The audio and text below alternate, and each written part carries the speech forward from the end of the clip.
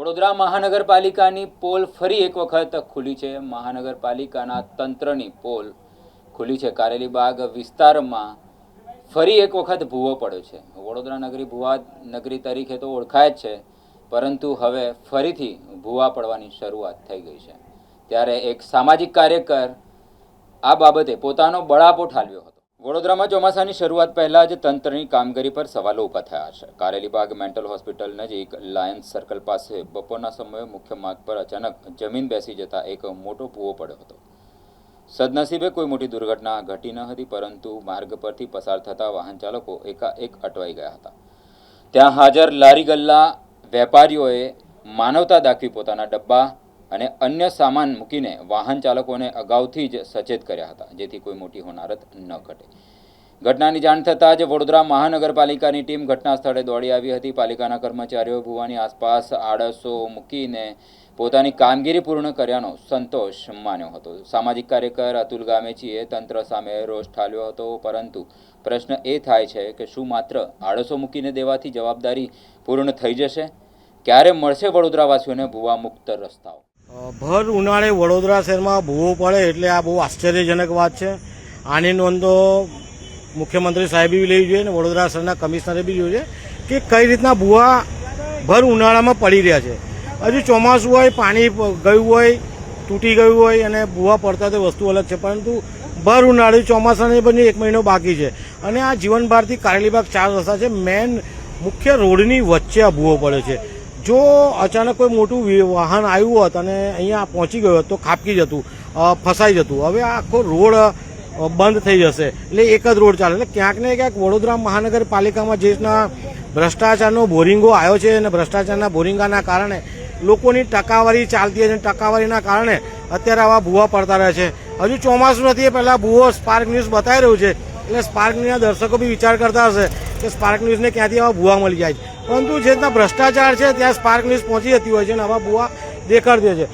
ક્યાંક ને ક્યાંક આના માટે જે તે વિભાગો જવાબદાર છે, સંકલન કરતા હોતા નથી। સંકલન નહીં કરવાના કારણે આ ભૂવા પડતા હોય છે। પાણી હોય, ડ્રેનેજ હોય, ગેસ લાઇન હોય, આ લોકો કામ જ્યારે કરે છે ત્યારે પૂરતા પ્રમાણમાં રિપેરિંગ કરતા નથી, પૂરતા પ્રમાણમાં માટી પુરાણ, પથ્થર પુરાણ કશું કરતા નથી, જેના કારણે લીકેજીસ થાય છે। લીકેજીસ થવાના કારણે ભૂવા પડે છે। સદનસીબે અત્યારે જોવા જઈએ તો આ ભૂવો ઘણો મોટો છે, આપણે ઊભા છે ત્યાં પણ ભૂવો બની શકે તેવી સ્થિતિ છે। કહી શકાય કે આખો ટ્રક આવી જાય એટલો મોટો ઊંડો ભૂવો છે। તો ક્યાંક વડોદરા મહાનગરપાલિકાના આ અધિકારીની વિનંતી છે કે આની તપાસ કરવામાં આવે, ક્યાં ભ્રષ્ટાચાર થતો હોય થોડો બંધ કરવામાં આવે। તમારા છોકરા વિદેશમાં ભણે છે, ભણવા દો, એ પાછા ના આવે કુદરતના મહેરથી, તો ક્યાંક ને ક્યાંક ભ્રષ્ટાચાર પહેલાં ઓછો કરે। હવે ટૂંક સમયમાં મેયરની પણ નિમણૂક થશે, તો મેયર સાહેબને અત્યારથી જે પણ મેયર બને, અત્યારે જે પણ ચૂંટાયેલા નગરસેવકો છે એ પણ જોઈ લેજો આવા ભૂવા પડે છે। કાલ ઉઠીને હવે જનતા બહુ અકળાયેલી છે, ત્રાહીમામ પોકારી છે બધી રીતે, આવા જ ભૂવામાં બધાને ઉતારી મૂકશે। જે બી ધારાસભ્ય હશે, કોર્પોરેટર હશે, સાંસદ હશે, પ્રજા કંટાળી છે વડોદરા શહેરના રોડ રસ્તાથી। એક બાજુ પ્રાથમિક સુવિધાઓ નથી ને બીજી બાજુ આવા ભૂવા પડે અને આખો રોડ બંધ થઈ જશે। કાલથી ટ્રાફિક જામની સમસ્યા થઈ જશે, બસ અહીંયા ખાલી બેનર લગાવી દેશે, કામ ચાલુ છે। તો અમારી વડોદરા શહેરના કમિશનર સાહેબ, બનનાર મેયર, બનનાર ચેરમેન સાહેબની વિનંતી છે કે આ બાબતનું ખાસ ધ્યાન રાખે અને ભૂવા જ્યાં પણ પડે એના માટે જે પણ વિભાગ જવાબદાર હોય એમની સામે કાર્યવાહી કરે। જે રીતે વડોદરા શહેરના નાગરિકો અને બહેનો પણ મોટે ભાગે કચરા વાસણ પોતું કરીને વેરો ભરે છે। ઘણા બેરોજગારીઓનો જેમ તેમ નોકરી કરતા હોય છે અને વેરો તો ભરી દેતા હોય છે, વેરો નથી ભરતા તો દંડ કરતા હોય છે। તો ક્યાંક ને ક્યાંક જે ટકાવારી ચાલે છે, કોન્ટ્રાક્ટરોની ટકાવારી, અધિકારીઓ સાથે ટકાવારી, ઉપલા લેવલે ટકાવારી, તો આ ટકાવારી થોડી ઓછી કરી દો તો થોડુંક વડોદરા શહેરના નાગરિકોને વેરાનું વળતર મળે। જો મેં પહેલાં જ કીધું કે નાગરિકો ત્રાહીમામ પોકારી ગયા છે, વારંવાર આવું થશે ને તો હવે અધિકારીને પણ ઓફિસમાં જઈને મારશે, કેમ કે વેરો ભરે છે અને પ્રાથમિક સુવિધાથી મતલબ છે। વેરો ભરવાનું કારણ શું છે કે પ્રાથમિક સુવિધા મળે। હવે આ સુવિધા છે કે અસુવિધા છે?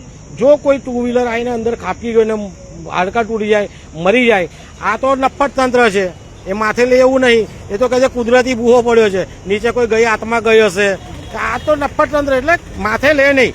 તો આ તંત્રને અમારી વિનંતી છે કે વહેલામાં વહેલી જાગી જાઓ। પ્રજા કંટાળી ગઈ છે, ત્રાહીમામ છે, મોંઘવારી, બેરોજગારી, ભ્રષ્ટાચાર બધાથી કંટાળી છે અને જો આવા ભૂવા પડશે, જો આમાં કોઈ પડ્યો ને તો સમજો કે આ વોર્ડ 7નું કામ છે, તો વોર્ડ 7માં જઈને અધિકારીને માર પડશે।